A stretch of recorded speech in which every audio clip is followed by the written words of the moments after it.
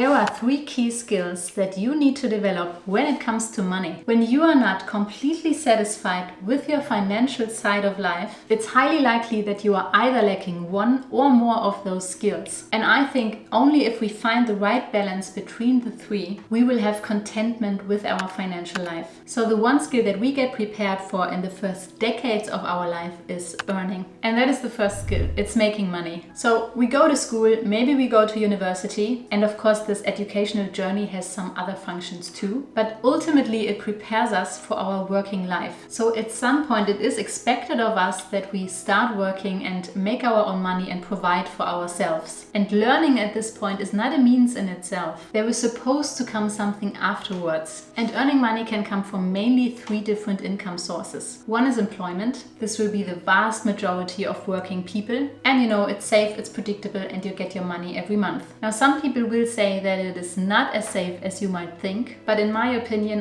not everyone can have a business. And as long as you're healthy and you keep educating yourself and you stay flexible, the chances of keeping your job or at least finding a new one are pretty good. Now the thing with employment is that the salary will always be capped, but of course it can be so much that it doesn't even matter to you if it's capped. But at the end, it's kind of in the employer's hands how much he or she pays you. So number 2 is self-employment or entrepreneurship. So in those 2, there is no guarantee for a stable income, but there is also no limit to how much money you can make. So it's not capped like in employment. And when you understand the game and learn this skill of making money, you can definitely make a lot. And number 3 are assets that you either buy or you create and that then earn you an income. Assets you can buy, for example, are stocks or bonds or real estate or business ownership. And assets you create are royalties like, for example, music or art or a YouTube video or also books. Now you sometimes might hear people to complain about that they are not earning enough in their job. And to be honest, I did that too for a while when I was still working at the hospital as a doctor. And it was not just me, it was many people around me. And it wasn't even about the salary itself, but about the relation to the working hours. But then I learned something from one of my money coaches, and that is you always get paid what you are worth to the market. And that is a really hard truth, but it's also an important one, because money in the world that we live in is an exchange for value. And it might even be that people think that the value of healthcare should be higher, but it's just not. So even if according to our moral standards someone should be paid more, it can still be that it's not reality. And I think understanding and accepting this allows us to change our circumstances. Now to build up that skill of earning money, first within employment, I think the less replaceable you are, the better it is for your income, because then you can ask for a raise. You can also change the employer to make that jump in salary, and you can build up skills around what you do. And the more skills you have, the more value you can add and the more valuable you become. And I think that also involves to choosing something that plays at your strengths. And by taking the self-employment or entrepreneurial road, you will try to not tie your time to your income or your hours to your income, but to rather separate the 2. What you then do with the money that you earned brings us to our second skill, which is keeping money. And that is a skill that we don't learn at school, and only very few of us learn it at home. And what I mean by keeping money is to manage it and to preserve it so that it serves us the most. And this includes saving, so to have a system in place and not just try to save what's left at the end of the month, because let's be honest, most of the time that isn't very much. Also to keep a cash reserve to be able to keep living the way you do even if you lose your job, and to be able to save for specific goals. It also includes paying off debt if you have any, planning for retirement, and also invest the money so that it can grow. And I want to emphasize here that keeping money is a skill that is not directly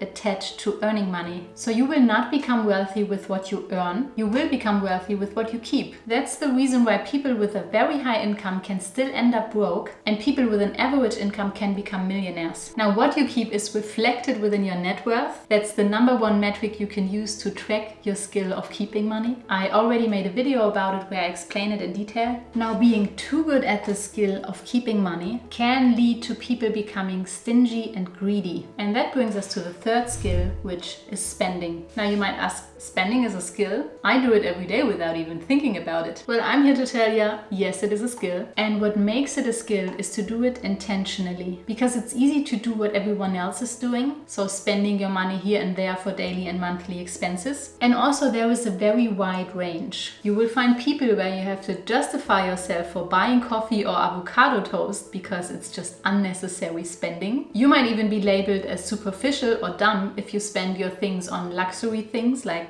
the clothes you want or the cars you want, or you might be judged for not doing all of those things. So there is a lot of judgment around spending. And here we often adapt to the people surrounding us. And it can lead to keeping up with the Joneses, but it also can lead to living way under your potential, which I think is a very sad thing. And the judgment is not just coming from others, it is also coming from within ourselves. Because we grew up with all those different notions on where to spend money and where to spend it not. And oftentimes it doesn't have to really do with enjoying. So to learn how to spend the right way, I think we can start to learning to spend for things we really enjoy at any stage, so not dependent on income or net worth. And the way to do it is to create an account that is just for that. If you follow me for a while, you know that I call this the fun account. And I recommend to not choose your checking account because then it can lead to overspending as well as underspending. But when you have it separately, it helps both people. The overspenders can still spend it for everything, just not more than that. And the underspenders will have to spend it at some point. And no, you're not allowed to move it to your investment account. And then when it comes to deciding what you want to spend it for, really dig deep and go inside. Ask yourself what's important to you and try to not be influenced too much by others. This can be whether cooking at home, but also going into star restaurants, buying clothes at store X or buying clothes at store Y. And recognize this always works both ways. Cheaper